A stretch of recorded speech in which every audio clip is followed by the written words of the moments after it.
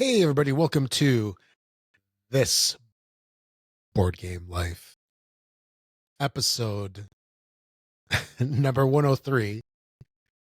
Mark is doing the I'm producing. not sign language. Yeah, he's directing me, even though I got caught off guard that we were starting. You told me twice you're ready. Yeah, I didn't know you hit the go button. You hit the launch button. And then I just happened to look up at my screen and boom, there was the countdown. Anyway, let me move you down so I don't get like a crick in my neck from looking up so high on my high monitor. Oh, there you are. Much better. Anyway, as I had mentioned in my very professional intro there, this is this Board Game Life title episode number 103 titled Spread the Gaming. How about that for a clever title? Cool. Yeah, it is pretty cool. Actually, before I talk about myself, I just want to mention that this is the show about games, tabletop games, board games, whatever we want to call them, and anything else we want to talk about. And this is also the show where we podcast, and every episode is like the first one. We are that professional. At least I'm speaking for myself in that. I won't speak for you, Mark. So I am Rob, one of your fine hosts for today, and as always, I got my good buddy Mark. Hey everybody, how's it going? How you doing? Welcome to the show. Welcome to the madness. You need to start doing like I don't know, like have some hey, have some kind of like signature. Hey Rob. What up? Or we can do what's up? Anyway. Oh gosh, enough of that. No, you don't like that, man. That makes me laugh every single time. In fact, I just recently saw online the wasabi. It just shows our age. Yeah, the guy was at a sushi restaurant. Anyway.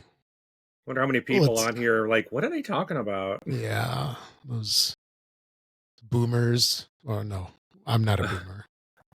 I don't know about you, Mark, but anyway, before we get on with the rest of the show, just want to make a quick mention that you can also find us out on YouTube because we do post our podcast out there in addition to video unboxings, playthroughs, reviews, and we're hitting a milestone on there. We're getting close to 500.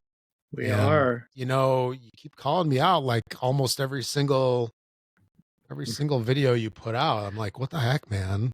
So this is abuse. I guess this is a good time to ask. So I should let everybody know I never cleared that with Rob. I just said, hey, Rob's going to start doing this because I said so. You are half the creative team. So Rob, what's going to happen? Is anything going to happen at 500? We're going to have a pizza party. That's what's going to happen. Rob's going to take a nap. Yay, I'm going to take a nap. We'll go to Chuck E. Cheese or something like that. How about that? Oh. You can play that ball rolling thing into the circles to your heart's content. Yay. What the people want, they want to see Rob on doing do. content. Is that something that we might happen? They can see me like 15 years younger when I was in my youths posting on there.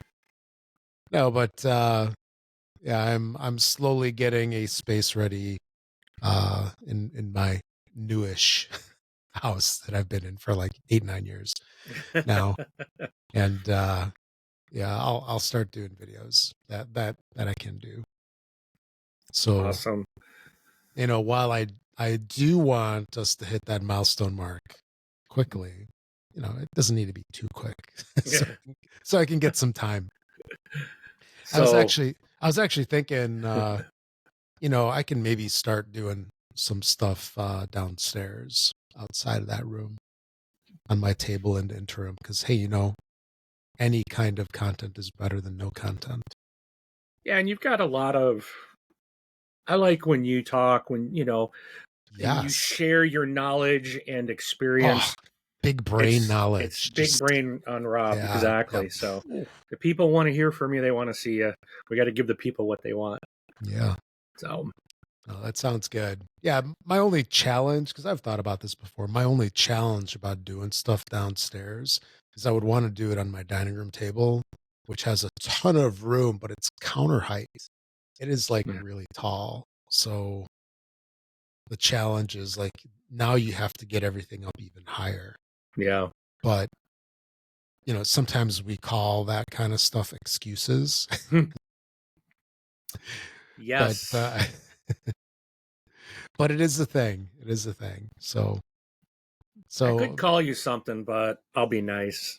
thank you. I I don't want to get appreciate it. canceled for calling you names or bullying you. I don't want to cyberbully you. Why stop now? Hey, You've done it ever since high school. Keep it up. yeah, Actually, that's how I know you love me. exactly. If I don't get bullied, then I know something's up. That's So that's how it goes. So be sure to like and subscribe, like this video, and subscribe to this channel. It's free of charge. We are closing in on 500. And again, I challenged Rob to put content out. It is his channel after all. So I challenged him to start producing again like he used to do. He did good content back in the day. And so, yeah, we just want to keep adding to the channel and do more stuff for you guys. So. Definitely sounds good. Definitely sounds good. All righty. And yeah, before man, I think I said that already. Before we get on with the main topics and the news, there's a little bit that I scrounged up right before the show. Let's talk about what we've been getting to the table. You want to Okay, sure. go first? So I did play some Flip Tunes. So this is one of those games that I picked up at Gen Con Yeah, and did it definitely bring had this. some of the hotness. Yeah, Yep. it's a fun little game. Mhm. It's a quick little card game. I mean, there's not a it's not a in depth thing, but it's fun. The artwork is gorgeous, and I had a good time with it. And it was a cute little game. Then I also got to play Galileo Galilei. This is Nice. So this is the second game that I got from Tomas Holek, who is Mhm. like one of my. I think he's very quickly become possibly my favorite designer. Oh, nice. I like because I love SETI. I really like SETI. So then I'm like, all right, I'm going to check out Galileo Galilei, which is like the second game. Or so what? It was I think last year he put 3 games out, and they were all met with like They all hit at the same huge. time, Yeah, too. they all hit like the same time, and they all hit very well. And so, I mean, look, I'm gonna look it up at his thing. Because I think Hit originally what CGE came out with SETI, which was kind Yes, of like their big game last last year. year, right? Yes, At Gen Con, or we'll call it like Midsummer. And then he had 2 follow-up games that came out at Essen. correct. Well, SETI came out at Essen last year. No. Yes. Did it? Yep. Oh, wait. Yep. Yeah. It was released because Yeah, remember you're last right. year at Gen Con it wasn't available, but I got to do a That's playthrough. right. But it was not released, and I didn't get my copy till like April of this year, Hmm. or sometime early in the beginning of the year when it finally came over to the States. So But yeah, you did a playthrough I at did in Gen Con, 2024. Yes, but it was just like a pre-release slash demo copy, whatever you want to call it, right? pretty much, pretty much. Yeah. So, but so that was like his first game. And Galileo Galilei also came out in 2024 along with Tea Garden. So those are his first 3 games that he has designed. They all came out in the same year. They all have had very high praise. And I fell in love with SETI, absolutely loved it. So I was hearing so much about Galileo Galilei that I'm like, let me check this out, kind of see what it's about. It looked really interesting. So I'm like, I picked it up at Gen Con this year. I did grab a copy of it, got to play it, and I really like this game as well. This is a really fun, a lot of different things going on, and it's a really good game. So it's like, okay, this guy has made 2 games. He's got 3 games out. He published in 1 year, his first year, 3 of them out. I've played 2. They're amazing. I'm not interested in the third one in the theme, but I went and got it anyways because I am so like taken aback and enjoying the gameplay of the first 2 games he designed that I'm like, I've got to have the third one. I have to get this, ignore the theme of the tea garden, and just play because I'm like, I feel very confident that the gameplay is going to be fantastic. So I know I'm Mm-hmm. getting a little off track. I'm supposed to talk about games I played, and I'm turning it into this, No, you it's know, this love fest perfectly for fine. Tomas Holek. But I, I'm just like, wow. Like I did get Tea Garden. It arrived just the other day, and I'm gonna, I'm gonna get it to the table. I'm gonna try to get it tabled like within the next week, 2 weeks. I want to play it. I'm so curious if is his gaming, his design gonna stick with me on the third one. And I know he's got a bunch of stuff still coming out even. Yeah, I was just looking at um, that. he's got Aquaria coming out this year. That's taking care of a lionfish. That's um, interesting. 45 to 120 minutes. yeah. Then below Asylum, and I forgot about this. I remember looking at the game, I think it was on GameFound or it was crowdfunded somewhere. And I remember looking at this and I kind of ignored it because it's like a horror game. Yeah. But now it's like, okay, I might have to go back and relook at this when it comes out. That's going to be 2026. Then he's also got, I don't know how to pronounce. That's like in a different language. I don't even know how to pronounce it. It looks like a little B game. It's probably something for kids. It's like I think that's Smalaki. Schmelazzi or something like that. Yeah. And then he's Yeah. got Pondscape coming out this year. That was guiding a bumblebee across a blooming meadow. Okay. Malachi. Okay. Yeah, so that's sometime this year, and then also Pondscape this year as well. And that thing's rated at a 9.8 on BGG. Which one? Pondscape. Okay. So, like, yeah, he's doing very well. He's, with stuff that's what he's got rated here. Let's see, his lowest is, what is his lowest? I'm not looking at the expansions. SETI's an 8.5. Oh, wait, hold on. No, Space Agencies is. SETI is 8.4. Pondscape's 9.8. Galileo Galilei is at 7.6. And Aquaria is 6.3, which isn't even out yet. But it's, so that's his lowest one. And I'm like, I bet it's going to be bigger than that when it comes out. I don't even know how it could have a rating yet. It's only 4 ratings, but I was just looking at the Pondscape images. They look pretty cool. It's a whole bunch of pictures of these frogs. So I hope there's no controversy with that. But yeah, he's made some amazing games in the past. And man, who was it? I think it was Wolfgang Warsch a couple of years ago. He did kind of like the same thing. Maybe it was Alexander Pfister. One of those two guys. They had like all these games that released at once, and they came out of nowhere. yeah. I think it was Wolfgang. So maybe Tomas is, following in the footsteps and blazing his own trail. But no matter what, if he makes great games, we all win. Yep. That's the beauty of it. So if you've played SETI and then you look at Galileo Galilei and go, oh, it just looks like another space game, they are completely different games. They don't play anything similar. It's these are two games you're going to want in your collection. But it's so Galileo Galilei, fantastic. Absolutely loved it. Can't wait to play it again. And I'm so glad that I picked that game up. All right. Let's see. What else did I play? You liked it so much you got it twice. We're not going to talk about that again. Yeah. I was able to sell my second copy at a slight discount. So you but I friend was out. able to sell one of the copies that I had. So, all right, The Last Command.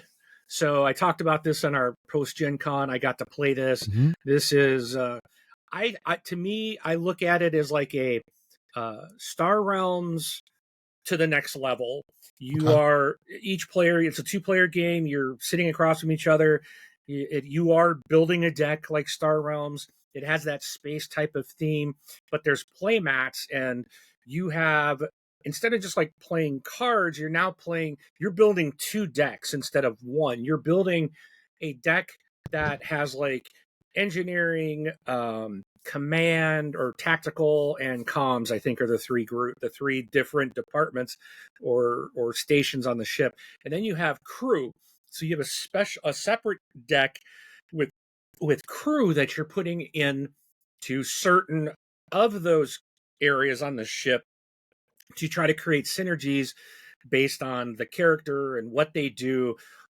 They may not always go into the, like, if you've got a comms room, and you pull a deck person or crew that is a comms person, you still may not put them there because there are some synergies that they can have based on the card to a different room. So you're trying to determine where best to put them to create the best actions and overall. And what's interesting is you can get some pretty powerful combos, but what's I think is very interesting about this game is the way it's designed. You're going to basically, those cards won't stay in place long, because once you have to reshuffle, you take all, like when you have to rebuild your crew deck, you take all the crew cards, you take the discarded and all the ones that are deployed, you pick them all up, shuffle them up, and make a new deck. So all your crew gets basically dismissed from the rooms. And same with the rooms themselves. When that deck is empty, you take your discard and then all the ones that are deployed, and you reshuffle them and put new ones out again. So it keeps the game from having like I had one ability where I'm like, every time I was able to, boom, I'm putting a malfunction in against my opponent. And when I put a malfunction in their game, there's sometimes I can put it like immediately on them, or I put it like, or no, it was put it into a discard pile, or some of them would allow me to put it at the top of one of their draw decks. So it's the very next card they draw. And then they're taking damage and, having to deal with the effects of the malfunction cards. And what I liked was not all the malfunction cards are the same. Some really didn't do much except hinder your hand. Others were like, you're going to take damage and this happens. And so there's different like effects to those cards. And at first I was like, oh man, I got to draw a crew. I don't want to lose this because every time I get to put the damage on you. But it keeps, I think that keeps the game from like someone getting a really powerful, just devastating combo to, keep the game more balanced. I think it's a very interesting way. So even if like someone's attacking you just like boom boom and you're just like, oh man, this is brutal, they're gonna have to wipe pretty soon. They probably won't have that ability more than 2 rounds, and then they're gonna end up probably having to wipe their hand. So, and then when you draw up each hand, you can take from either whichever the 2 decks. You're always drawing up like 3 cards. It's like, which ones do you want to draw from? So it's really neat game. Again, this is The Last Command. I love it. I absolutely love it. This is fantastic. And it's just a very well done game. That's awesome. Yeah, and, I'm really happy with it. I hope the game gets the notoriety that it deserves. And I do too. I don't say it needs to be picked up by a big company, but just that it shines like it should. Yes, it does. Yeah, yeah. So, And that was designed by Ty McDonald of Sentient Games. So it's self-published, and it's a fantastic game. So I do recommend this. Um, I gave it a 9 on BGG. I ranked it a 9. I didn't give it a 10 because there's I gotta, and I'm gonna actually do a review. I'll do a review, and I don't rate when I do my reviews on YouTube. I don't give them a score, but I'm this one I'm sharing what I gave it on BGG, but I don't like necessarily giving things a score when I'm doing a rating. It's more of like, did I really like the game? Do I recommend people buy it? Do I recommend maybe just find a friend that has it and play their copy, or just ignore it? And I tell you why I believe that. But on this game, the only reason I didn't rate this a 10 was because the player mats, um, the way they're set out, can it's the draw deck is like that's in the top right corner and then right below that. But then when you play them, at the top of the mat is your ship and your health. So then that top deck, the top card comes down to like the middle, and then the middle, which is your player, comes to the bottom. And it's like, I kind of wish, and the person I was playing with struggled with this, and she was just like, this, because they're not lined up on the playmat, was confusing. And I kind of agree with that. It's like, it would have been nice if the your play area for the crew and your discard were lined up on the same part of the mat, and then the compartments, and then had something else up top. It's minor. It doesn't, once you just kind of like, okay, I got to just, you get that, because I didn't struggle with that, but my opponent, that kind of kept being an issue, and she was talking about like that was really the only thing she had a problem with. And I'm like, yeah, I can see that, and I agree that it would be nice that if they were lined up, but that's it. Like, so Yeah. it's not perfect, and I don't think any game's ever perfect, but I think this game is like right there. It's real close. Like, if it wasn't for that, I probably would have just given it a 10. It's really good. So, anyways, I'm You I'm know, gushing over this one as well. you don't have to give a game a score. You can just give it like, thumbs up, thumbs down. Buy it, play it with your friends, pass. There's so many Right. different ways you could do it. Yeah. That's what I like to do when I do my reviews. But I do rank them on BGG, Yeah. just kind of like, so when I'm like looking at my, when we got to do our top 10, top 100, whatever we're going to do, I can go back and sort, like, what did I sort as my favorites, you know? And Yeah. then I use that. That's really the only reason I kind of use that type of ranking in here, is just so I can filter out what are my favorites. So, but The Last Command is a fantastic two-player space battling card deck building game. So I do highly recommend it. Okay. Awesome. Next is Line of Fire Burnt Moon. Ooh, what's this? Good question. I don't even remember. Oh boy. It's not one I had. It's one that a Is friend of mine is this brought. something you were typing for work and you accidentally typed it in the wrong window? No, this is like, I think this is a standalone two-player card game that fuses lean deck building of the award-winning, oh, that's right, Undaunted series Oh, with okay. lane battling. And I'm not familiar with like Undaunted, and I'm not really sure I would like it, based on, because this takes that Undaunted system and creates this lane battler game, and it's not anything I'm looking forward to playing again. it's I just, and it was weird because the thing that I got hung up on, and I was watching Monique and Naveen do a playthrough, and they kept talking about, oh, I'm attacking with my Moss B, I'm attacking your Moss B, and it was like, there's these like the names of these cards, like, I'm like, this makes no sense. It just, and it's one of those things, like, I just can't, when they kept saying it, I had to finally just turn it off. I'm like, I got so tired of hearing Moss B, Moss A, Moss B. I'm like, what are you talking about?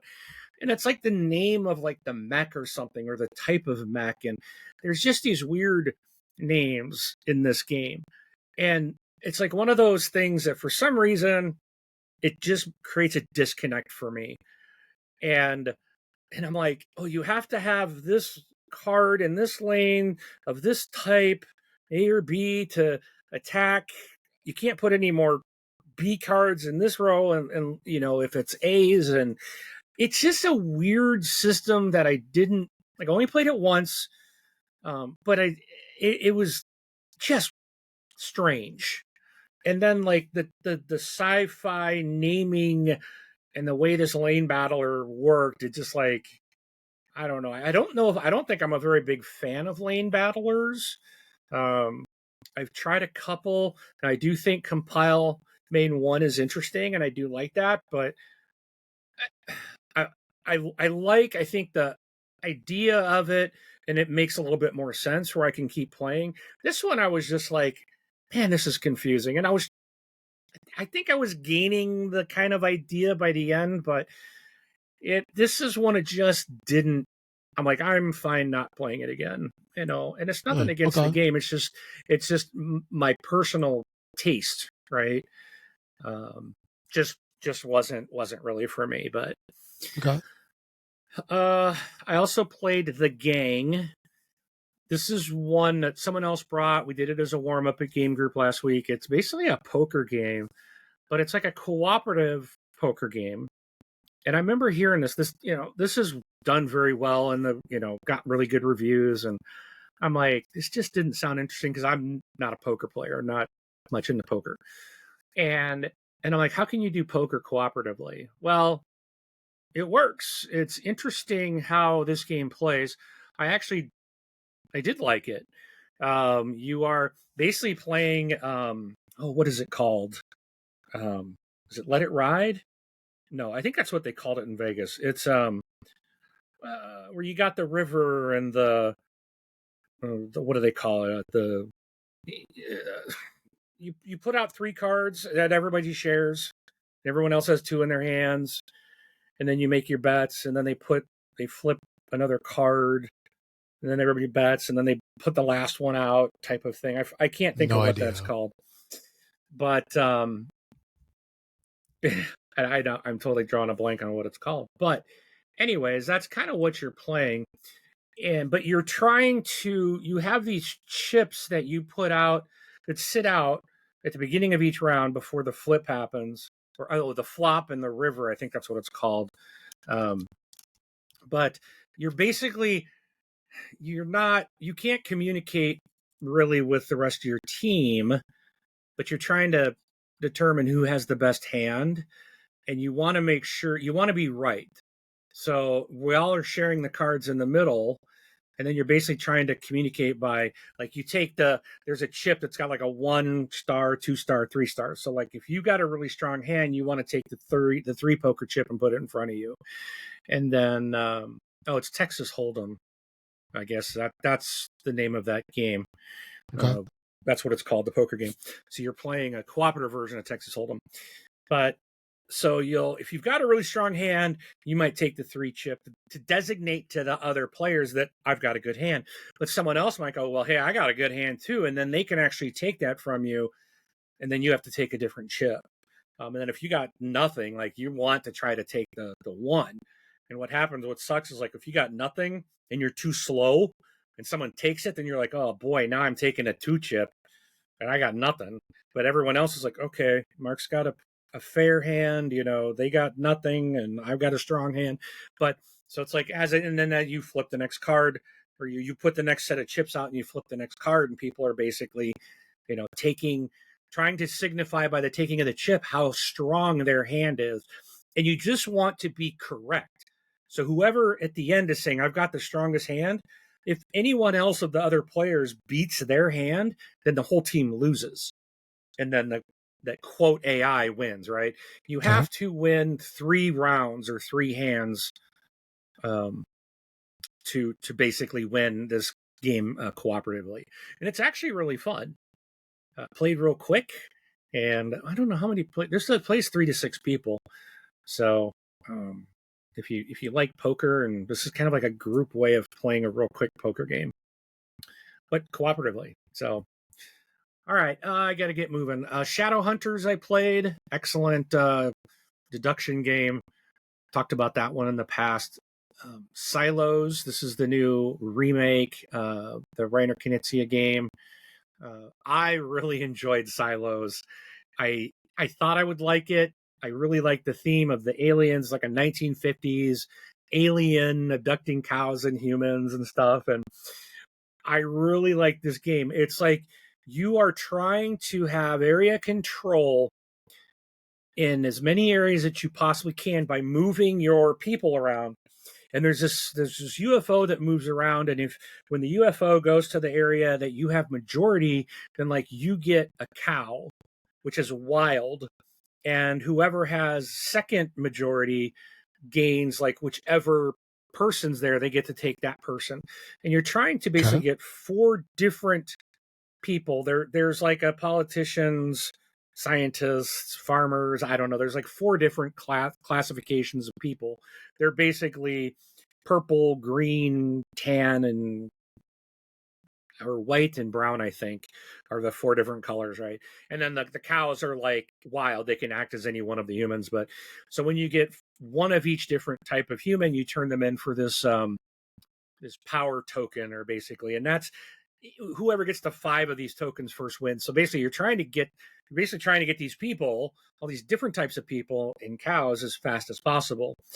But it's always changing. Like you're constantly having to move people around. You're trying to chase the abilities of each location. There's all different types of things that are going on at each location, and they all do different things. So it's really fun. I really like it. It is a worker placement, kind of worker management, area control game that plays relatively quickly. I think it was less than an hour, and it's a lot of fun. So that's Silos. I got to play the Peak Team. This is a Scott Almes game. It's a cooperative game where you're playing these like rangers, park rangers, and you've got this like mountainscape on the board, and there's all these different places that you need to go to. And there's a whole bunch of missions, and it basically are these random spots all over the board. And then there's a bunch of animals, and like on the easiest level, which we played, you have to get all through all the missions and collect all the animals, basically. And that's like stage 1. Stage 2, actually I think we did stage 2 because I think that included the animals.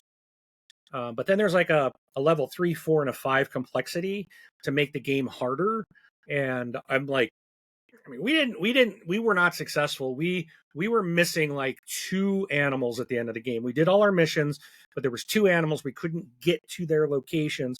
And it's interesting because everyone has cards, but when you get your cards, you have to split your hand like in half. So we had 3 people playing, so I had to split my deck in half and give my cards to the other players. You don't get to keep your hand that you draw. You are looking at what your other players are trying to do. You see the flags on the board where they need to go, and you're trying to give them the proper tools and the means to get to those locations with the cards you give them. And then, of course, they're trying to do the same back for each other. And that's what you have to use to try to move around the map. So it's cooperative, but there is limited communication. At times, you can't talk about the cards. You can't say what you have in your hand. You can talk about, well, I can get to this point, but I need help getting up to my location, right? So, like, and you might have each of us gets like this token, which gives an additional move, but we can't use it on our turn. We have to use someone else's token. So it's this kind of, everything we're doing is to move somebody else, if that makes sense. And then they're trying to help you yourself move. It's a very interesting game. It's really fun. I really like it. And I'm looking forward to, even though we weren't successful, we were really close. And I think if we play it again on the easy mode like we did, I think we'll get it with no problem. I messed up at the very beginning, thinking that our little token would flip at the beginning of every round, and I was wrong. You have to pay like cards, like 4 cards, discard 4 of your cards to get that to reset. And giving up 4 cards is tough at the very beginning of the game. Plus, knowing now that we know kind of like, okay, this makes sense, and now we understand how to playing it again, I think we'd be successful in the next time around.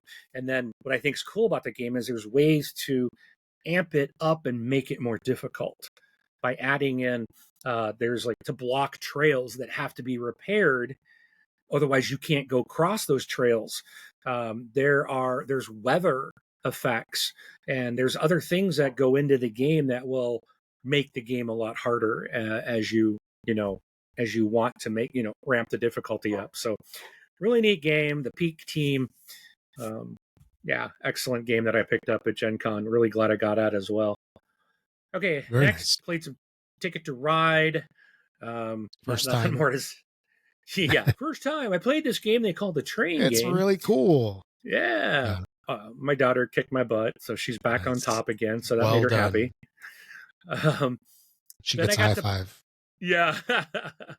That's her game. That is her game. She loves Ticket to Ride. I did get to play Ark Nova again. Oh, so much fun.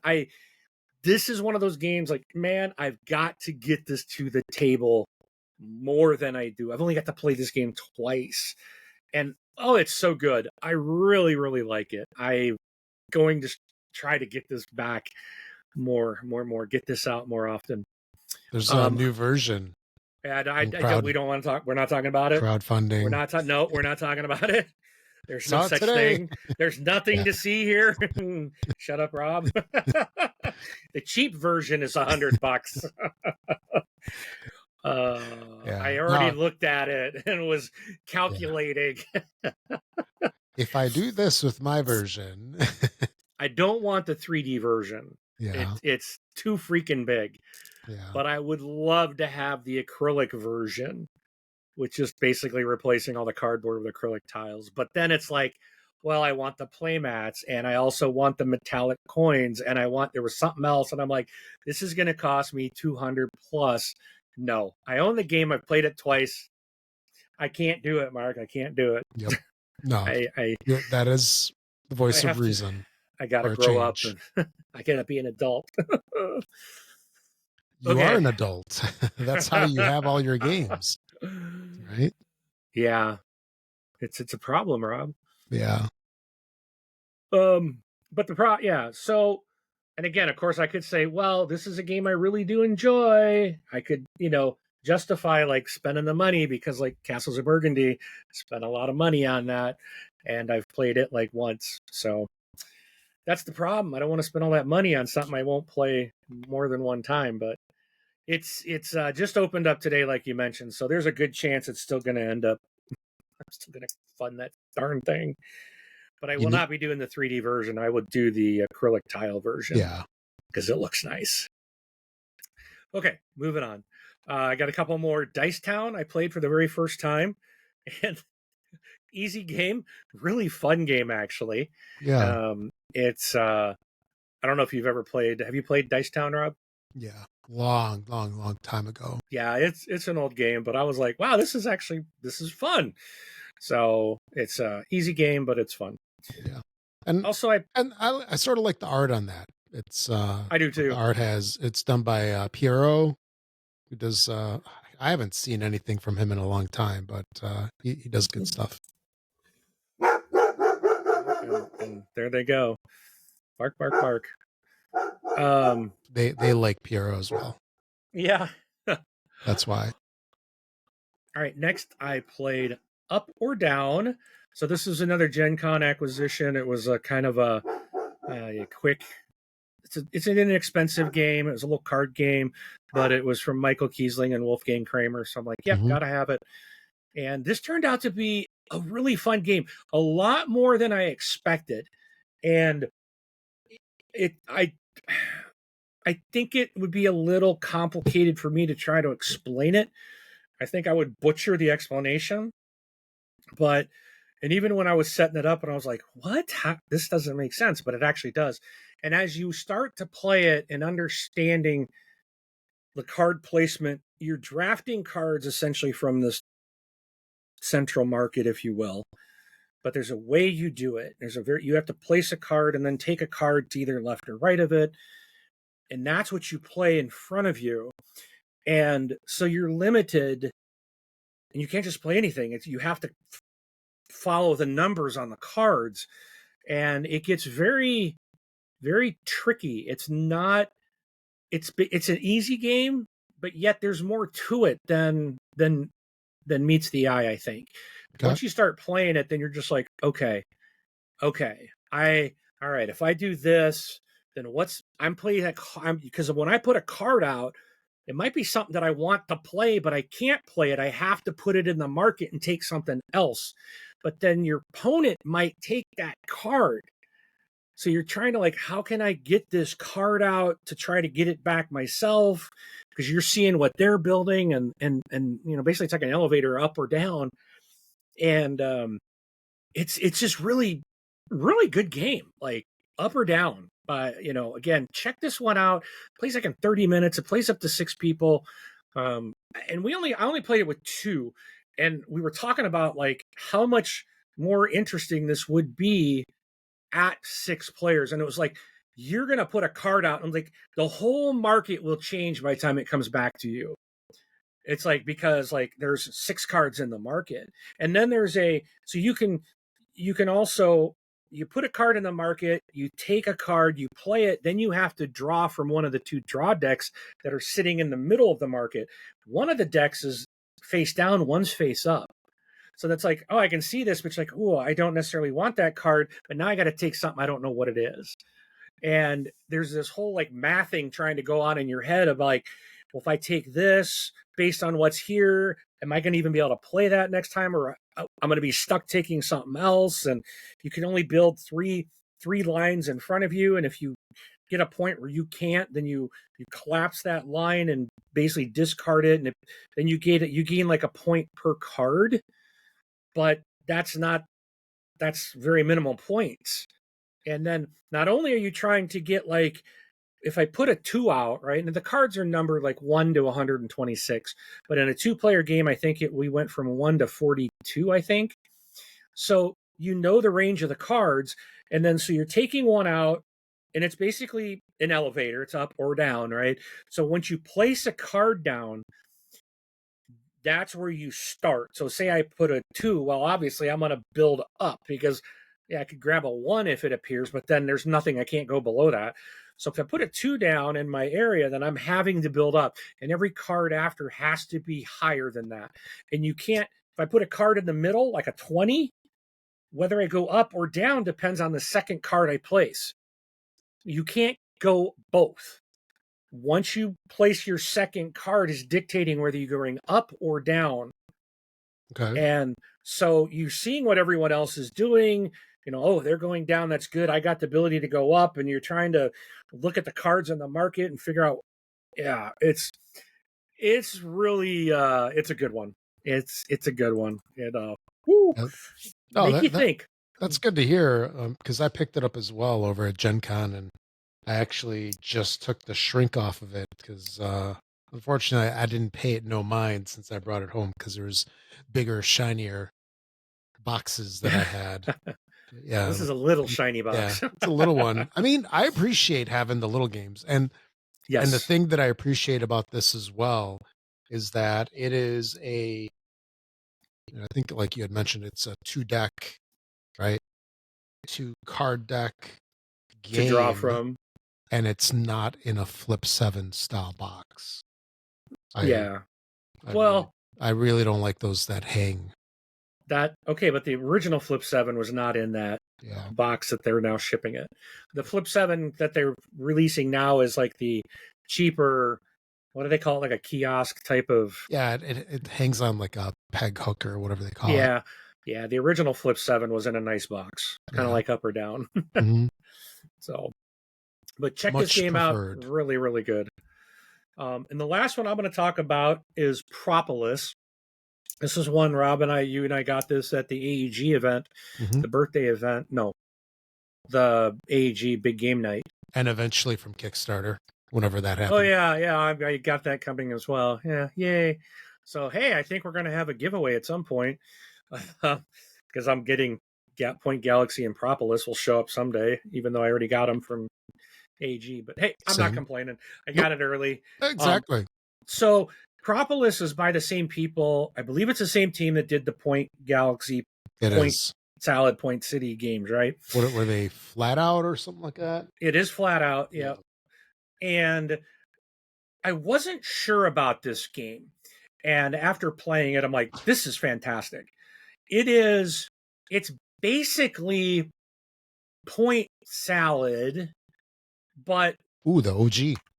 Yeah, it's that kind of gameplay. You're trying to, but you are placing bees on these landscape cards. So like Point City and Salad and Galaxy, the cards are double-sided.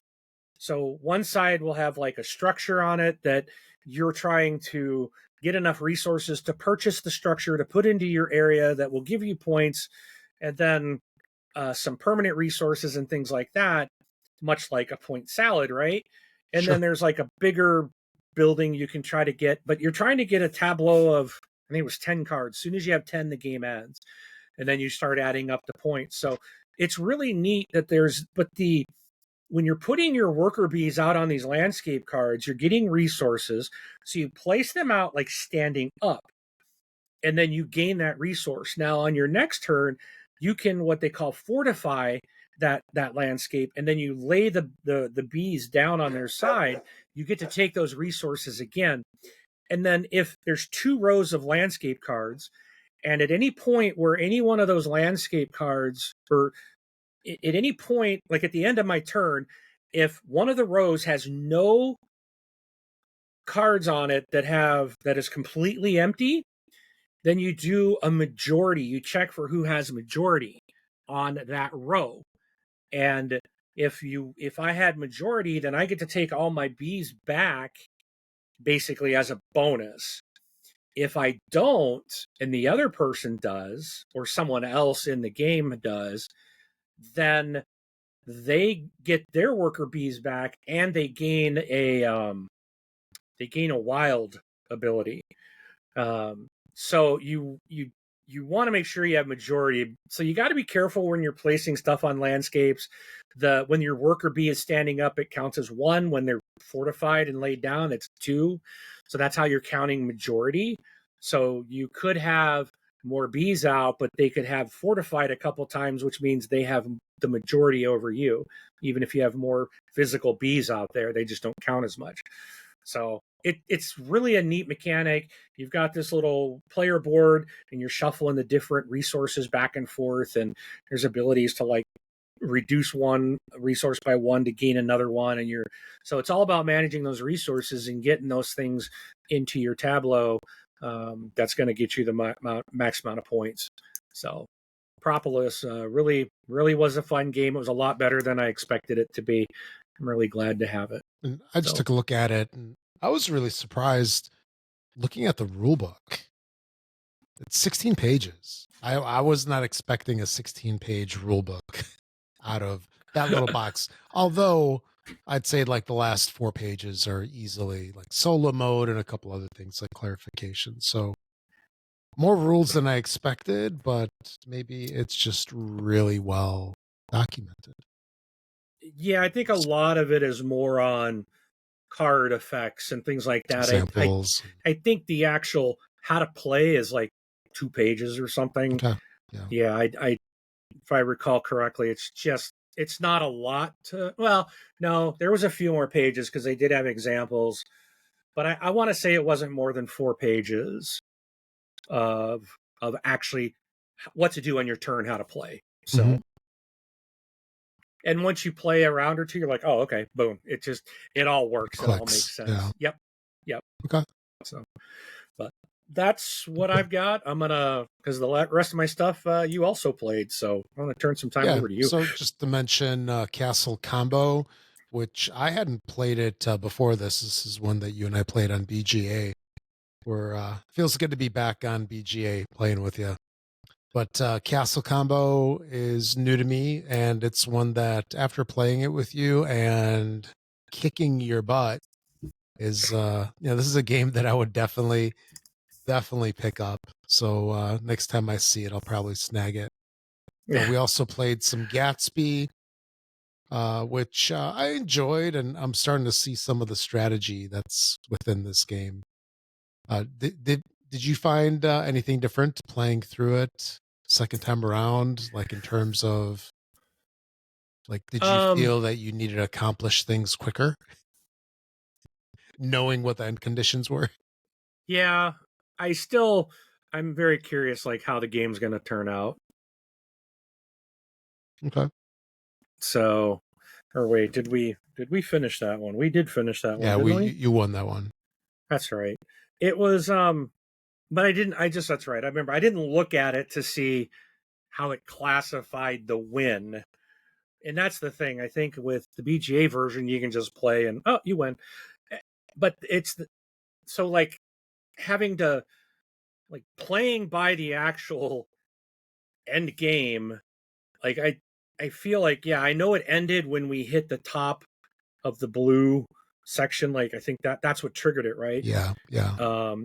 And then it was just like, well, I don't know if I actually met the official win condition. I think I just ended up with more stars than you. Yeah, that's what the it thing was. with me. I think it's going to be hard to get the actual win condition in this game. I think majority of it's going to default. It's probably not common, but I bet that that's part of the strategy where that central track. Oh man, what is it? The first one is like the cabaret, right? Yeah, Cabaret, the racetrack, and whatever the middle one's called, I forget.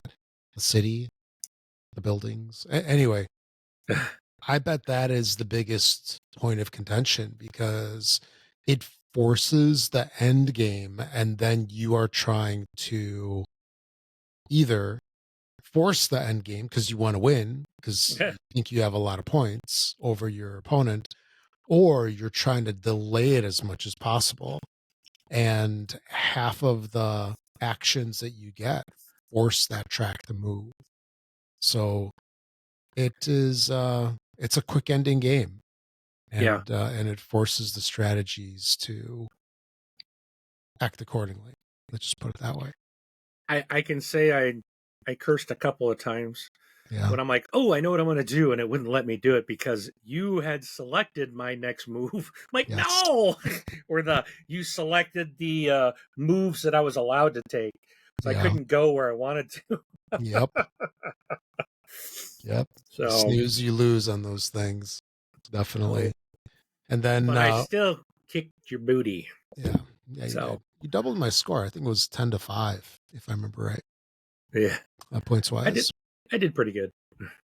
You did And then we played Panda Spin. Actually, that game is still ongoing. And we were talking about this initially right as we started the podcast, where we apparently played it wrong when we played at Gen Con. And some stuff makes a little more sense. At least it does for me with how the game plays, where apparently when whoever leads, like let's say if they choose a pair, you can't do like a straight of 6 cards and annihilate them. The only way to do that is with a bomb, which is 4 of the same. That's how I got you that one time. Yeah. But otherwise you need to follow. No, so you need to either do a bomb, you need to follow the same set or whatever you call it, or you need to have an element card. Those are the only things you can play. So it creates an interesting dynamic. And then also I think that causes the cards to flip more because at least the rounds ended quicker. But yeah, they did. We didn't and I remember I was talking about like, man, I was playing so many cards. Well, I guess that's because we were playing it wrong. Yeah. And I'm like used to like I was thinking of like Scout Right. where when someone puts a single card down, any pair will beat a single. Any three of a kind would beat a pair. That's what I assumed too. That's the way you and I were playing Panda Spin to begin with. And then when we went to BGA and the first time I went to play a pair on to beat your single card, it wouldn't let me do it. Yep. I'm like, what? So it's like, I'm still convinced BGA's wrong. And it was funny when it was enforcing the proper rules. Let's put it that way. I was stuck, right? And then I had a pass. I'm like, oh. Yeah. And then next time around, I tried the same thing. It's like, oh, it won't let me pass. Yep. And I think on the third time, that's when I finally gave up. And I'm like, okay, I tried it. And I'm like, all right, the rules are different than what we expected. And I even looked at the rules, and I wish the official rules had like an FAQ, and they said something like, if you're trying to play like a higher order set to beat whatever's there, it's like you're a big dummy and it doesn't play that way. then I would have understood that instead of trying to play it wrong. I wonder if that's a common mistake, or maybe it's just us. You know what? I'll blame you. It's just you. I started us off that. Yeah, it's all your fault. It's all your fault. But I still love the game regardless, and I'm looking forward to playing it in person with you again and kicking you butt, playing it properly. Or maybe you can house rule it and play it improperly. That's Panda Spin, this board game life edition. There you go. Yeah, I think I'm going to dig around and see if I can find anybody, see if anyone's talking about that in. I bet it's in the forums. In the forums. Yeah. So. In the rules section or something. Or if there's any of the written reviews in the forums, they'll go, yeah, we played it wrong. Or they'll probably say like, well, if you're like Rob and Mark, you'll misread this section and make an assumption and you're wrong. One of the two. But anyway, so that's Panda Spin. And then I also did Flip 7, which I will elaborate more in our main topic section. Yeah, well, what is he alluding to? Anyway, so that's the games we got to the table most recently. And before we get on to the news, just want to drop a quick note that you can contact us in a bunch of different ways. You can send us an email at contact@thisboardgamelife. Just leave a comment on any of our posts, either on BGG or over on YouTube. And you can also leave us a voicemail at our website, thisboardgamelife.com. There's a little widget on the right-hand side where you can use the leave up to a 90-second message, or heck, you can even just record an MP3 on your phone and just email it to us at our contact@thisboardgamelife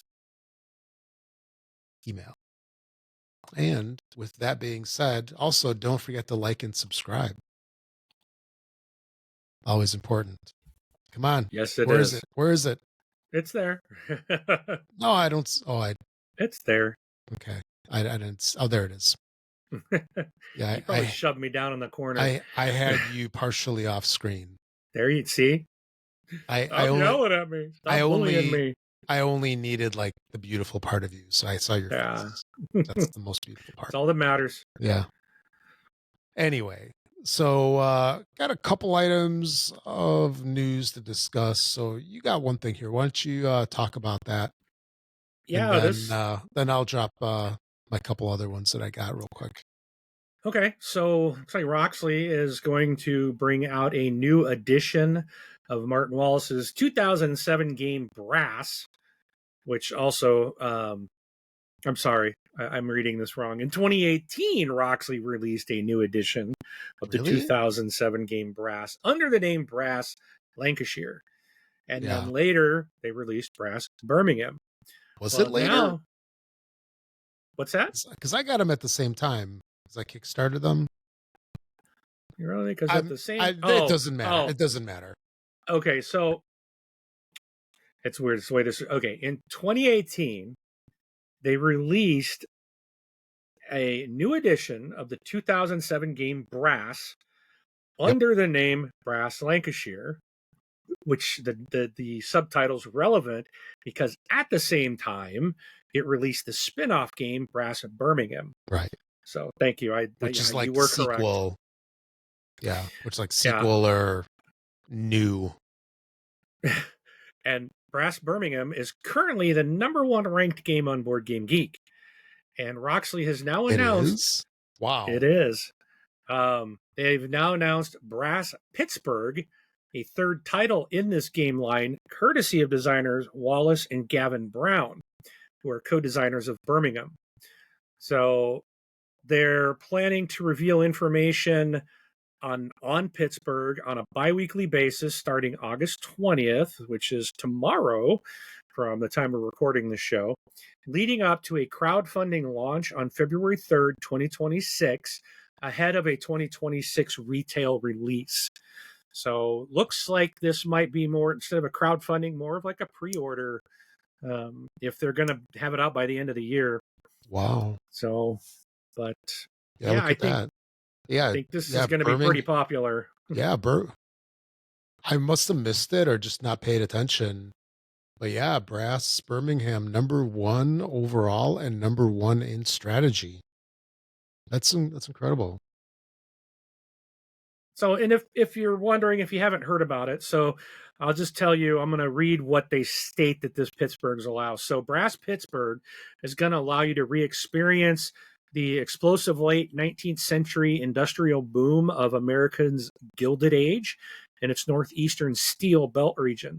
Players will take on the role of a ruthless industrial titan in the age of Cornelius Vanderbilt, Andrew Carnegie, John D. Rockefeller, and Henry Frick as they build sprawling networks of railways, pipelines, steel mills, oil refineries, and more.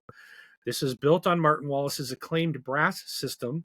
The standalone game will introduce innovative new mechanisms and content while maintaining the overall structure and strategic depth for which Brass has become known.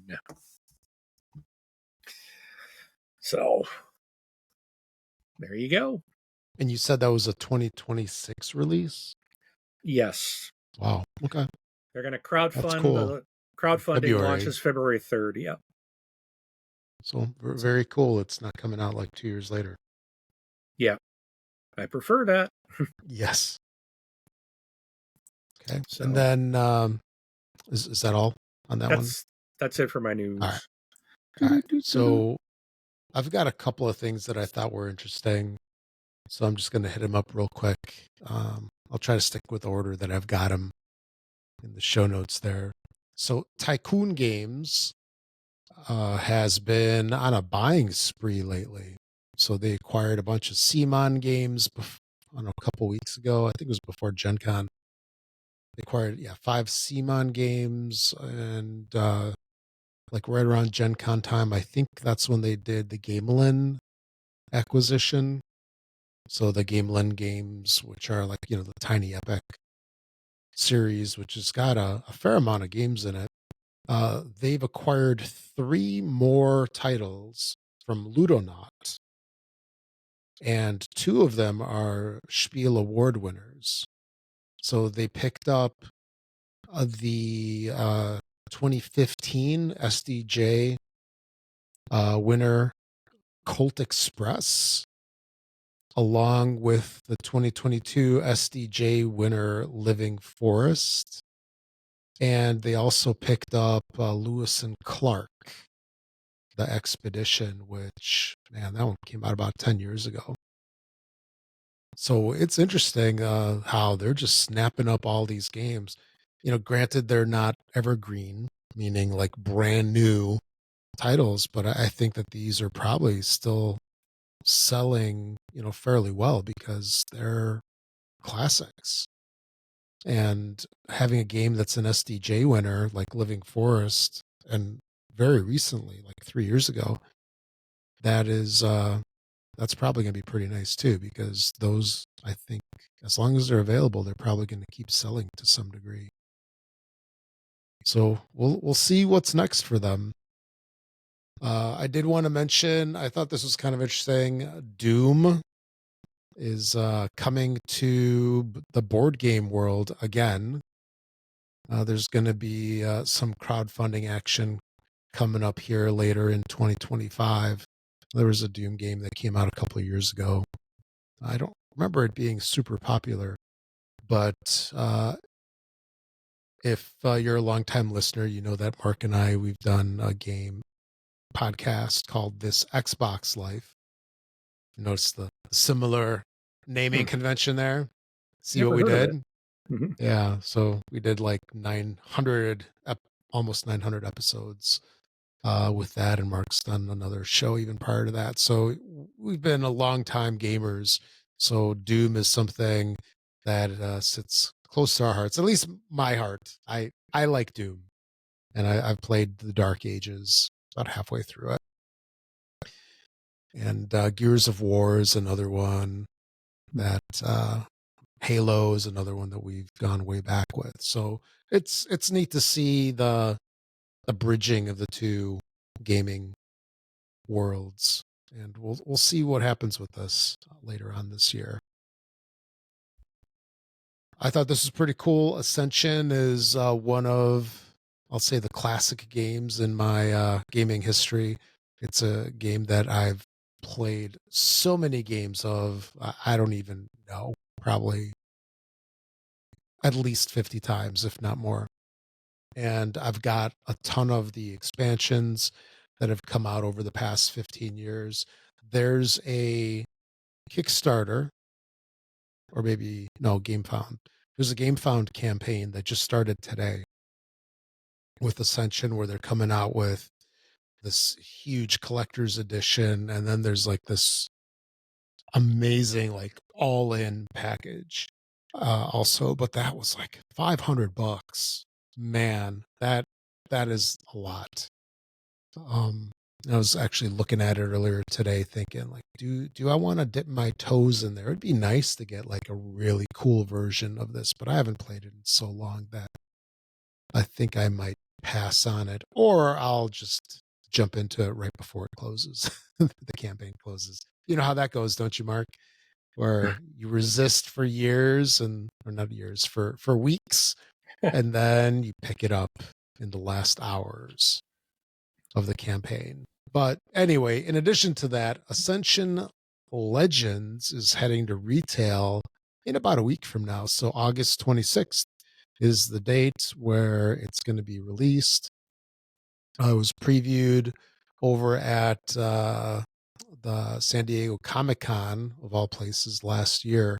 So this is a spin on, or a new take on Ascension, where you get all the same stuff that we've enjoyed in the past. And this time around, players can have new heroes that have like a legendary mechanic assigned to them, and you basically will accumulate renown, which is, I'll say, like the currency in there, and to eventually power up your characters. So Ascension was their original game that they came out with. So it was Justin Gary. It was originally Stoneblade Entertainment, and then it was Gary Games, and then it turned into Stoneblade, or vice versa. I forget. But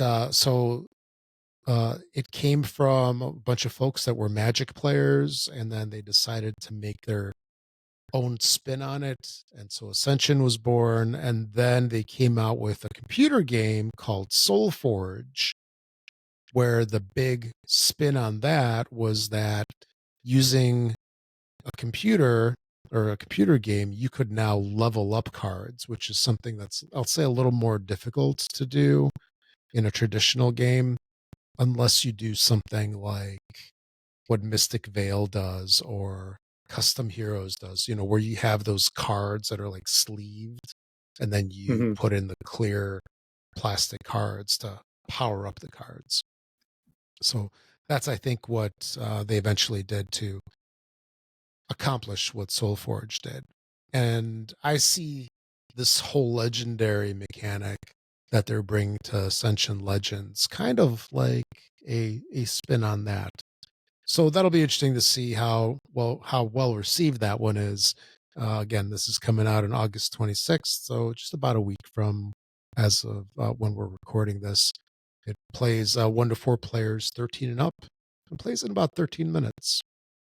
So definitely looking to see how that one turns out, because I don't know, I might pick that one up just in case, because I haven't gotten one in a long time, and maybe I'll pass on the big boy. And then a quick little mention: Ninth Level Games is releasing Thunder Road Vendetta RPG. So this is going to be in retail for $39.99. We really enjoy the board game that came out, 2 years ago? Yeah, I think it was 2 years ago on Kickstarter, and we played at BGG and loved it. So if folks are into, like the whole Mad Max style type of thing, I wonder if this RPG is going to be pretty good. Next up, there's going to be a refresh of Memoir 44. This came out of the blue. I didn't expect this. But then I'm again, shocked at this. yeah, This is in 3 days. Yeah, they've got Hoth, right? So there's the Star Wars reskin, and this game's been around forever. I don't even know when it came out. At least probably 15 years ago, I'm guessing. So it's going to be reskinned, available on August 22nd. Oh, it launched in 2004. So 21 years ago? Wow. That's crazy. Yeah, it was launched in 2004. Memoir 44 was by Days of Wonder on the 60th anniversary of D-Day. So that's pretty cool. The updated version of the game is going to have newly designed miniatures. That's cool that they're going to be new and fresh. Not that there was anything necessarily wrong with old ones, but these will more faithfully recreate historical Yeah. units and equipment, along with Yeah. new plastic trays and army boxes to help players sort and organize their pieces, which that would be nice. yeah. And then I haven't even played my original version. Now I got to go buy a new one. maybe we can play it online, so you can get a jump start on it. Anyway, the scenarios included in the core set have been bumped up to 20, covering fighting on Omaha Beach, Pegasus Bridge, Operation Cobra, and the Ardennes. So look for this one to come out soon here, and it's going to have an MSRP of $69.99. Then next up, just cover this one real quick. Asmodee is releasing Splendor Kids, and I can kind of wonder, like, oh, they haven't done this already? Dice, Splendor, the card game, Splendor, the dice game, Splendor, the kid game. What else is there? The Splendor Roll and Write, and they'll have everything covered. And that's all that I had for the news. There was something else I think I wanted to briefly mention, but that's fine. And I lost the show notes. Where are the show notes? There's the show notes. So for the main topic today, I had a couple of things to mention, and then Mark, I'm going to go through and I'm going to ask you a couple of questions on this, because, and hopefully that'll spark some discussion and make me kind of wonder about my craziness that sparked this whole thing to begin with. So this past week I spent almost a week over on a family vacation. So I was traveling in the Southwest, and I had brought a copy of Flip 7 with me. Okay. And I figured Flip 7 would be fun to play with the fam, in case we got any downtime. And I tried, we wound up not having a whole lot of time. So I kind of like had it out a bunch of times, but it did not get any playtime or table time, whatever you want to call it. So this past weekend, I was visiting my family, and I brought it with me again. So I was going to be there for pretty much the whole day, just hanging out. I had some, I'll call chores to do. We're going to have dinner, and I figured, hey, this would be perfect. Let's get some downtime with everybody. I'll introduce them to this game because Flip 7 is very accessible, right? Don't you think? It's Oh yeah, maybe a good gateway absolutely. game. It's fun, it's easy, and you can have some like exciting times with the fam. Because I remember playing with you guys when I was visiting this February. It was a lot of fun, and we were Yes. joking around with each other, and a good time was had by all, I think. Anyway, so I'm just going to briefly explain kind of what happened. So I brought the game out and I said, "Hey, let's play this game," because we were all just hanging out in the kitchen. "Hey, let's play this game." My cousin basically looked at the game and immediately left the room without saying a word. Uh, I tried to get my aunts to come over because I was visiting my aunt and uncle. I tried to get my aunt to come over and to play, and she goes, "I'm not interested in any kind of gambling games." And she left the room, which left my uncle and the cat. My uncle was sitting next to me, and he was he's quiet. He didn't say anything. And I'm like, "Hey, let me show you what this is about." So he sat there in silence as I explained the game, did not say a word. And then I actually went through a couple of turns explaining it. And he sat there patiently, quietly, keyword quietly. And then I realized that I had lost him at some point. And I tried to get my cousin and my aunt to come back. They had zero interest. Zero interest, did not even want to try. And this was kind of a bummer because I was excited to introduce them to the game and to the hobby that I love. And then that sparked a whole deluge of thoughts on my drive home after that, where Time to find a new family. yes, exactly. Where can I find one?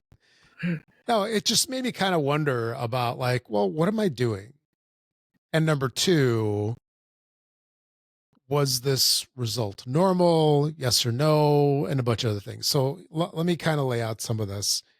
So one thing that's very common with board gaming, at least this is how it was for me, especially in the early years of the hobby, my early years of the hobby, is I had this compulsion to share gaming with everybody,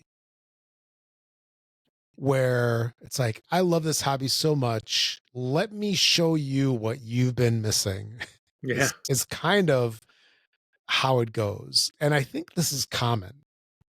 This is not just me. I think it's common in the hobby. And I even remember when I visited you, I brought Star Realms. Remember when I visited you in Arizona years ago? Yeah. I brought a copy of Star Realms and I was like, I'm going to teach you how to play Star Realms. And, I think you liked it to a point. And then I want to say, didn't you get a copy of it and then kind of sit on it for a couple of years I before? eventually did get a copy. I don't know Yeah. if it was right after that, Yeah. but I do. Yeah. Cause I remember I you do like started with it. that and you also did some TIE Fighter. No, X-Wing, not TIE Fighter.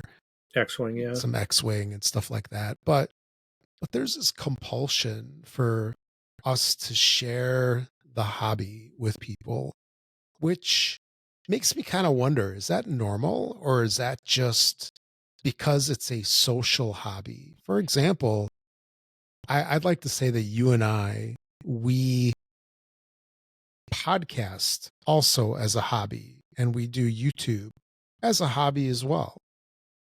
Yet we're not going around going, hey, mom, why don't we do a podcast together? Something. I don't know. Maybe you do. I don't know. No. Or, there's people that do puzzles, right? Are they going to everybody, hey, let's do a puzzle together? Like you go visit somebody's house. Let's do a puzzle. Let's do a 1,000-piece. Yeah. I mean, I don't know. Maybe some people do. But is that like a compulsion? Do you think that's normal? Or is it just part of the hobby, or we're just trying to find more people to play with? And any thoughts on that? Like, what has your experience been? Because I know you've shown your mom and your kids. Yeah, I think it's because of the hobby is, like you said, it is social. There are games that are made for solo players, but it's I've got a bunch. I've played some. I honestly don't enjoy them as much as when I'm playing a board game with other people. And I bet I've basically noticed that some games are very mechanical when you're playing solo. You're just going through the motions, so it doesn't hit the same. What would you say? Yeah, that's it. I think it still can be very fun. Like yeah, was it Unstoppable? Mm-hmm. Yeah, Unstoppable. That's really fun. But I actually enjoyed it more because you can also play that 2-player. I enjoyed it better as a 2-player game. So solo games can be fun, but I do think that board gaming, I don't break out. I've got quite a few solo games. I got a bunch that can be played solo. I typically don't play them solo. I just don't enjoy them as much as sitting there and playing that very same game with someone else is a lot more enjoyable. And I think our hobby is really about we both of us have been into video games for a long time, and I basically don't play any video games other than I play stuff on my iPad every night, right? There's some games I play, and you play stuff like Clash of Clans or something like that, Clash Royale, something like that. Fate War, DC Dark Legends, yeah. Yeah, so there's things that we play but those are like, we're happy to play them without somebody else. It's like it seems so natural just to sit down and play a video game and do a solo run. Or, I mean, video games were solo for so long, where board games never really were that. Right. And nowadays they're like making solo versions of board games, right? Where video games are now, it's like, oh, then we went into multiplayer and connected people online, and then you wanted to play with your friends. Board games is like the same thing. It's like, it's more fun when you're playing with other people. And what I think could be a turnoff for a lot of people that don't know, and maybe your aunt and your cousin were like this, is that sometimes when they see board games or they think of that, they're like, oh, I don't like losing, or I'm going to lose because you play all the time, and I just don't want to, I don't want to be the fodder, right? Just so you can beat me up. So, and that's not the intent that like you and I have. Like, I don't care that my daughter beats me at Ticket to Ride all the time. I have fun sitting at the table playing a game with her. Exactly. That's something that makes me happy. I don't care if I lose. And I know going into it, she's going to whoop my butt. She's really good at this game. Because she cares if she loses. I care too. I want to win. And I take it with pride when I can beat her in that game. But and that's why I talk about, a lot of times I really like cooperative games more than I do. I'm not a big fan of competitive games. I do prefer cooperative experience with people. I find a lot of enjoyment working together as a group to overcome whatever obstacles, just like the Peak Team Rangers I was talking about that I played. Even though we didn't quite win, it was a very fun experience to play. And I'm like, I want to play this again. Now, there are competitive games that are really fun to play, but if you're playing with a group that, like my group is very friendly. They, if you make a mistake, people will be like, well, go ahead and fix it. Like, it doesn't matter. Like, we, we're not like, oh, you can't do that. That was 2 turns ago. Sometimes we'll jokingly be like, no, you should have caught that, 3 rounds ago. If they go too far, but everyone's like, it's okay, Snooze, you lose. yeah, but there's no like real competitiveness. Yeah. It's more of a, we're just getting together. We love playing games. We want to get together and play and have fun, interacting with each other, playing the things. Um, and that's where I think maybe sometimes we get a little pushback from those that aren't in the community. They might view it as more of like, oh, you're just going to destroy me, and I don't want to be destroyed. Like, but that's not it. And usually when I teach, I'm the one that always loses because I'm spending the time focused on them, helping them to, hey, if you did this, you could do that. And I'm not, and like when it's my turn, I'm like, yeah, okay, boom, I just play something and I'm not focused on my strategy. I'm not focused on my game. I'm focused on their game. Right. I want them to learn it, them to kind of, so it's like, hey, you could do this, you could play this way, you could play that way. Here's benefits of this, here's benefits of that. I don't play it for them, but I'm trying to show them options so that they kind of get a better understanding of what it is, right? But ultimately letting them make that decision. And usually when I'm doing that, I always lose a game whenever I'm teaching because I don't care about my game. I care that the others have a good experience and get a good understanding of what the game is. And my mother's always like, well, you just let me win. I'm like, no, I'm not trying to let you win. I'm not letting you win. Right. You are winning. Yes, I'm making recommendations to you. And most of the time she's doing it. So I'm beating myself in a way, but she's learning how to play the game. Right. So, and she really does enjoy. In fact, I got one the other day. I just opened up one called Sand Art. I did a video. It'll be releasing next week, I think. I'm like, I think she'll really like this because it's got color pencils and you're kind of coloring in and there's some artwork type of things. And I got to learn how it all works, but I think it'll be something that she'll really enjoy. And so I've got a couple things like the up or down that I mentioned. I think that's something that she might enjoy. And the cool thing is that she's open to it. Yeah, she loves Flip 7. Yeah. Oh, absolutely. So, but yeah, so I think the biggest challenge I think for us is to kind of get across, hey, I'm not trying to beat you. It's not about winning or losing. It's about let's just play this game and experience this and have fun. No matter what the game is, it's an experience.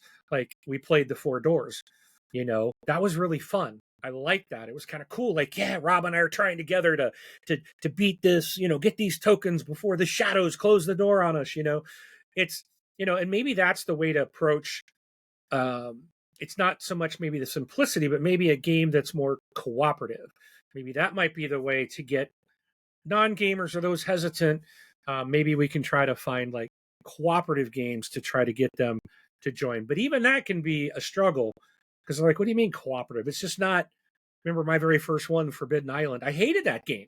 Like, this makes no sense. This is stupid because I didn't understand cooperating in a board game. That was like a new concept for me. Right. I remember there was the competitive. Yeah, I remember you had a problem with the whole cooperative thing. We talked about it on one of the early episodes. Yeah. So, but now it's like I love cooperative, but it didn't. Being new to the game, new into board gaming, or at the time, like it.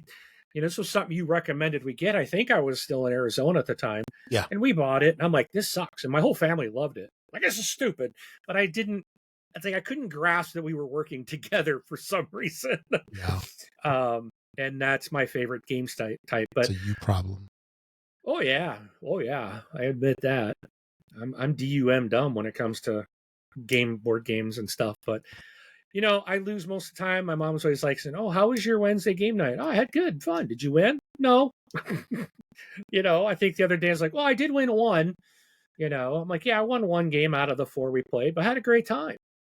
And that's what it's about. It's like, I don't care. I track I track like wins and losses and scores, but it's not to see. I never look to see, ooh, how many games did I win compared to how many I lose. What I do is I like to see when I play a game, if I play a game a second time, did I improve on my score? So when I play SETI next time, did I do better than previous? Because to me, even if I lose, hey, and I've had games like that where, was it Power Grid? I would see every time I'd play, I'd always lose that game. But I was seeing that I was increasing, my score was getting higher and higher every time I was playing. And I was really happy with that. I'm like, I am learning this game. I'm getting better at this game. It's making more sense. And I'm seeing improvement in my gameplay. And that was a win for me. That made me happy. So, Mhm. and I think that's what a lot of people don't understand. They look at like, because especially adults, we grew up with games that were, mostly all competitive. And, And if very basic.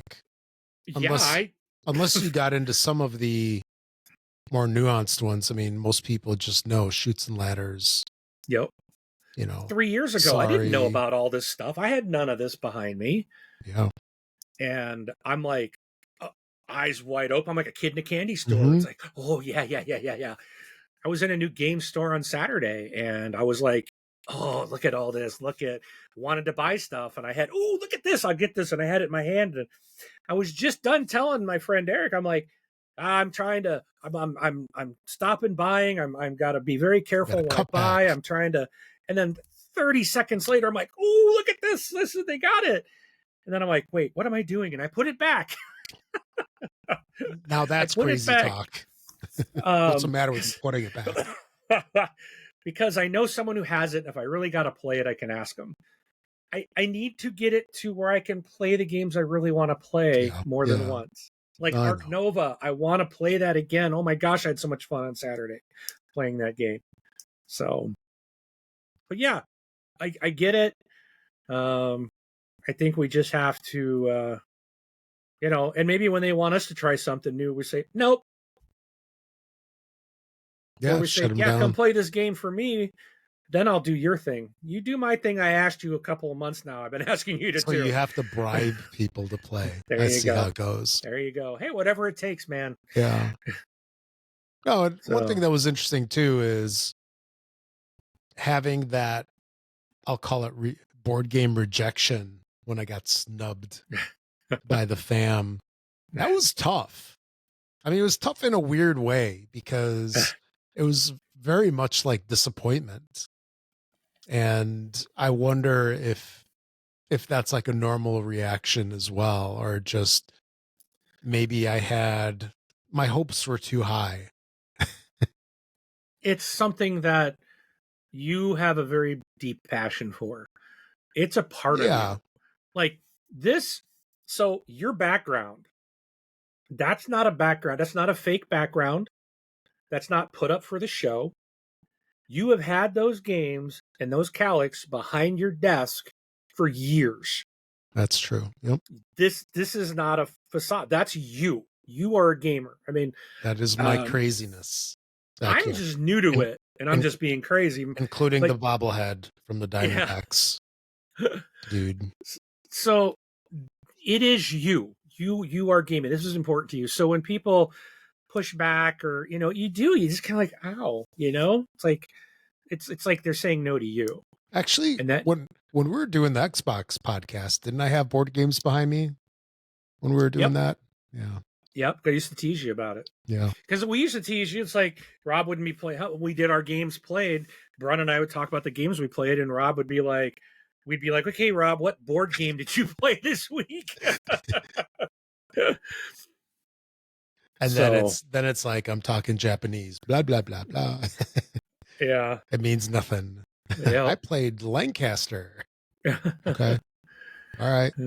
I played Dominion. All right. Yeah. Okay, good on you. Yeah. All right. Back to Halo. Yeah, exactly.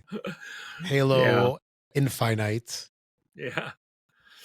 But the other thing I just wanted to touch on again was, do you think that us as board gamers, we're so eager to share this hobby, that we push it on other people way more than people in other hobbies would ever push their thing. Because just use the loose example, like, people garden as a hobby.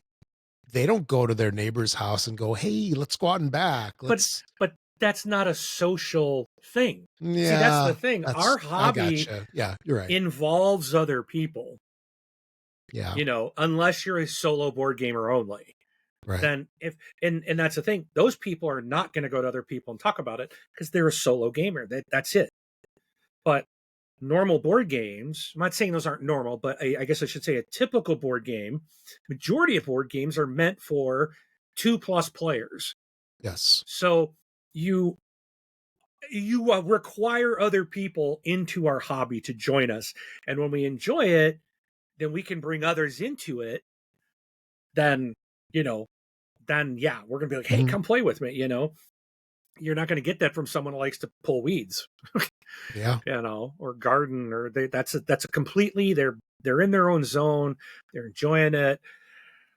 Just like sewing or working on your car, or, maybe out 4-wheeling or something. That can be fun with other people too, but there's a massive cost to that. And if people don't have that, they don't have 4-wheelers, and they're not going to be able to do it. We're here. It's like, come here, sit down at my table, play this game I have. Yeah. Oh, exactly. And the other thing that I was kind of thinking about was when you're trying to introduce people to the hobby, in a way, are you trying to recruit people? You're not just introducing them, you're like, play with me. So it is sort of a selfish act in some ways. Because I brought stuff to lunch at work, like little card games or something like that, and we've played a bunch of times, and my coworkers have enjoyed. This is years ago, but it was not a selfless thing. It was sort of like, I'm going to try to see if I can play games at lunch in addition to playing games at home. So, is it obsession? Is it recruitment? Are we crossing the line? No. With that stuff sometimes? No. I mean, you could. I mean, a person can, if you keep hounding people. Yeah. You become the guy. It's like when you walk in, they're like, people are like, oh crap, look out! Oh. Don't save this table, save the seat so Rob don't sit down. He's gonna want to play a board game. I was like, you can become that guy. Yeah. Yeah, you don't want to get to that extreme. And right. That just made me think, my uncle, he was like sitting in the corner, so he couldn't get out. That's probably why he sat there so quietly the entire time. I do think I just thought of this. It could be maybe because board gaming is like a religion to us. And, we become like one of those trying to convert people over to our religious beliefs of board gaming. Like I said, recruiting. Yeah. Because oh no, here come those missionaries. Lock the door. Because especially early on, when you get the wide-eyed introduction to board gaming, and you're like, oh, this is, where was this? Yep. Where was this board gaming? Because you know how it is when you explain board games to somebody who doesn't know, let's say, the current hobby, air quotes. Yeah. Right? They just think of old school. I bought my games at Toys R Us, and, you can find some at Goodwill. By the way, on a side note, after not going to Goodwill for years, I stopped into the local Goodwill because I always see this stuff like, oh, I found this amazing game, right? I found Battlestar Galactica, the board game, in shrink for $2. I was gonna say BSG. I was gonna say no, it was for $1.99. And I keep seeing like posts like that, and it's like, why do I waste my time even trying this? I will never get these 15 minutes of my life back because they had the same old stuff. Although, when I used to go to the Goodwills a lot more often, years ago, I used to see Apples and Apples all the time, and I Oh did not yeah. see that game at all this time. So there is that. But I did see 15 versions of Clue and Monopoly. Oh yeah. Anyway, and headbands with Oh that yeah. thing on your forehead. But I forgot what. Oh yeah, so when you're all bright-eyed and bushy-tailed in the hobby, like this is all amazing. What? There's these games called deck builders. What? There's worker placement. What? Oh, I need more. I need them all. Personally, I need to try everything. And you're so Yep. excited, and then you're telling everybody about this amazing hobby that they have no idea about, and they're looking at you like, "Man, you're tripping. You've gone off the deep end." And does that persist? Like, I've cooled off a lot in the past, I don't know, 15 years from that. And I'd like to say that I don't feel quite the same way as young Rob, new to the hobby Rob. But maybe some of that stuff never leaves us. And, we still want to share some of the hobby with others. Yeah. But anyway, that was just a couple of things that I was thinking from that situation. And I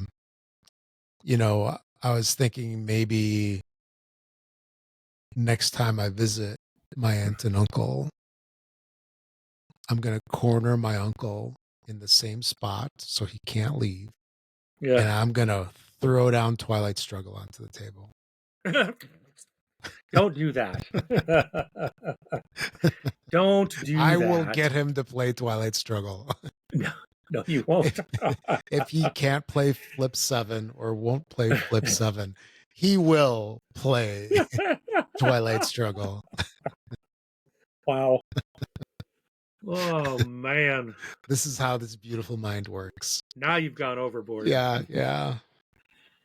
Oh. Anyway, thanks for indulging me with my craziness, Mark, with this topic. Hey, And also, you created a monster over here, so yeah, I get it from my family too. They're just like, they think sometimes I think they think I'm crazy, and they're just like, you got enough. When's enough? I'm like, and I'm like, what I keep telling them is like, you know what? I play them. I have a list of the things I've yet to play, and every week I'm working on. I'll learn one or two of them, and I take them with me to game night. And if we get a chance to play them, we do. And it's like I'm working on that list. Unfortunately, it grows. I add more to it than I can get off of it every week, but I play this stuff. I'm enjoying it. I see these games and I'm like, yeah, I've played this a bunch of times, or I need to play that one, or I played that one once and then I bought it and I haven't played my copy, but I'm still glad I got a copy of it. It's they don't. I think a lot of them don't get it. No. There are other hobbies that we could be in that cost a lot more money. Yeah. And you have nothing to show for it. There are, things that could cost less, but it's not causing anybody any harm. It's bringing in us happiness. We are being social, and I've been able to, I work from home, and I have now for 14 years, I think, officially over 14 years now. Oh no, 15 years. Woo, since 2010. I've been working from home. So it's like I don't go into the office and get to make friends and stuff there. Yeah. And then every time I've moved, it's like I've moved several times, different states. It's like, okay, I moved here 10 years ago. I didn't know anybody. Mm-hmm. So this gaming group has helped me meet and make friends that now I have, and we still mainly do gaming, but we talk about different things, and we share things from our lives, and it's just like it's nice to be able to have friends that share that same passion. So then you're not working as hard on your family trying to get them to play. So, but yeah, we're not alone. Yeah. And as long as we're playing our games, I tell people, hey, how many times have, you know, people bought stuff for, I have someone in my life who's buying stuff from Amazon all the time, and I'm like, that's your obsession. Yeah. At least, and I'll throw out one like Legos. Okay, I've bought a few and put them together because they were Lego sets that were like the Concorde, the Lamborghini, and the space shuttle with the Hubble telescope. I built those Lego sets and had fun with them. But those were Legos, like those were things that were meaningful to me, like in my childhood. And a little small Millennium Falcon. I picked that one up too. But like I don't go and go crazy and buy all these Lego sets and different things. And Because you need I that still shelf space for games. That's why. exactly, that's part of it. But like once I've built the Lego, it's done. So I had a few days of building a set. Now I still get to see it and I still remember that was fun. And I have that pride that, hey, I made that. But like when I have my games on my shelf, it's like I can pull it off the shelf and play it. Yeah. That's the thing. It's not like I bought it, sits on a shelf and never gets touched. It's not like buying a knickknack or a piece of art that hangs on the wall. Like I get to take this off the wall, put it on the table and play it with friends and have fun, box it back up until later. Well, So, and I'll take it a step further and say every game that you have on your shelf, as long as it's out of shrink, it's got memories yep. associated with it. Like Yes. for example, like my smashed copy of Downfall of Pompeii. It's got memories, and I'm not going to Yes. say the memory is me stepping on it, but I've got memories of that, of us playing it together when you were over. Yes. So it's there's more to games than just the games themselves. And I've heard the argument of like, hey, how many games do you need, right? How All of many them. is too many, right? That's the easy answer, and that's the proper answer. But you look at other what I'll call hobbies, like for example, there's somebody that we know, that mutual friend of ours that lives here in Chicago area, that is really into movies and TV shows. And the thing is, could you easily tell somebody who's into movies, like, hey, how many movies do you need to watch?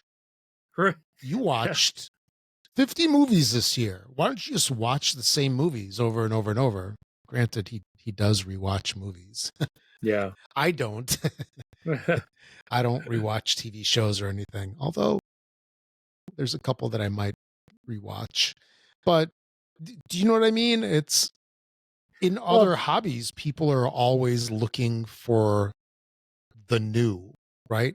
right. Books, movies, TV shows.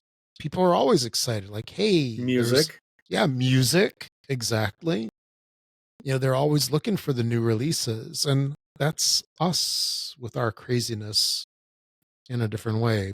But But I think the beauty about the difference between, and it's funny you mentioned movies. I was thinking the same thing. To go out to a movie is going to, like, if I go myself, it's like $50. When I take one of my kids or all my kids, you're we're not a spending cheap date. $150. Yeah. No, Oh, I it's like know. $150. The movie tickets and then all the snacks. If I take me and my three kids out, we're looking at $150. So That's halfway to Arc Nova that's 3D edition. stop it. That's like, okay, so a 2-hour experience I just spent $150 on. Well, $150 in a board game, I can guarantee I can get more than 2 hours worth of value out of it. I can probably get possibly tens, 20s, hundreds of hours depending on the game. Well, not if you're a podcast host And has looking to to buy play the something new. newest, Yes, looking that for the is a new problem. hotness. You're not helping my argument, Rob. My argument's for us. Yeah. But yeah, it's like you can watch a movie over, especially if you own it, and that's cool. Like, I like to buy digital movies, and I watch stuff multiple times, just like I play board games. But you know, it's okay as long as you're using it. I don't care what your hobby is. If you are enjoying it and you're getting satisfaction from it, and you don't feel like anything is wasted, Yeah. and you're not impacting anybody else. Like, now, if I was married, I don't think I'd have as many board games as I do now. And if I ever get remarried, I'm sure I would. That might, unless she's a gamer, which is going to be a requirement now. So um, the dating pool is even smaller. yes, you must have a board game collection of 200 plus before I'll date you. Yeah, we need to merge families and collections. No, never merge the collection. No, that's going to go on a prenup. These games are mine before we Yeah. met. You're not going to And take nothing after that, Yeah. nothing would be purchased together. It's either your collection or mine. Yeah.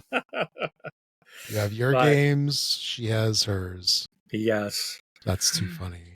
So, But- no, if you're not hurting anyone, financially and mentally and emotionally, physically, all that good stuff, if you're not hurting anyone and it makes you happy, it's a hobby. It's okay. Yeah. So it's like, Yeah, we could so- spend our money on worse things, Rob, Oh yeah. like liquor and drugs, and we don't. So Or our drugs come in the form of they have a nice smell of a printing press in China. yeah, I don't The have one actually the in reach. I was gonna pick intoxicating- one up and smell it. I was gonna sniff it. It's like, oh yeah. The intoxicating smell of the Chinese printing house. Here. Hit me, Carl. Hit me. Oh yeah, Carl Chuddick to the rescue. Oh yeah. Oh, you smell that, Rob? Okay, now you're getting creepy. No. No. So I guess to kind of just recap things, because we kind of touched on a lot of things, I guess it's probably normal for us to want to share the hobby with folks, Yeah. but it's important not to be pushy. Yep. And if somebody is not going to even give it a chance, I guess it's their loss. Yeah. We are not losing anything No. by that, because we've got tons of people that we'll play with, and you know what, we don't need to play it at work. We don't need to play the games at family events, although it is nice, right? You can think of it as a value add, but we shouldn't be butthurt about Yeah. I'll have to get over what happened the other day. But we shouldn't be butthurt if somebody doesn't want to give it a chance, because for all we know, maybe they have hobbies that they really enjoy that we have zero interest in. And yeah, interesting discussion. Definitely interesting. So when you go to those family events now, Rob, pack a bag of games in your car, but leave them in your car and don't tell anybody you brought them. Because I've one done that. day they're going to be like, hey, Rob, you didn't bring any games with you? Oh, well, we're going to play. And then you're like, I'll be right back. Because sure enough, when the What? time you don't bring them is when they're Yep. going to want to play. So Funny you mention that. I just happened to be right back. nothing up my sleeve. Yeah. Presto. Presto changeo. So All right. alrighty. Good topic, man. Oh, Good heck topic. yeah. All right. So I believe that's it then. We can call it an end here at episode 103. Thanks for listening, everybody. And I'd be curious to hear your thoughts. Send us a line. Uh-oh. Send us a What did I comment. do? Uh-oh. You I'm back. subscribed us. No, I somehow I hit Yeah, this other button Oh. on my board and it mutes my headphones. I need to move that on the thing so it's not right beneath that button. There you go. So anyway, all right. That's it for episode 103. Thanks for listening, everybody. Catch you all again in 2 weeks. We'll see you at the table. Thanks, everybody.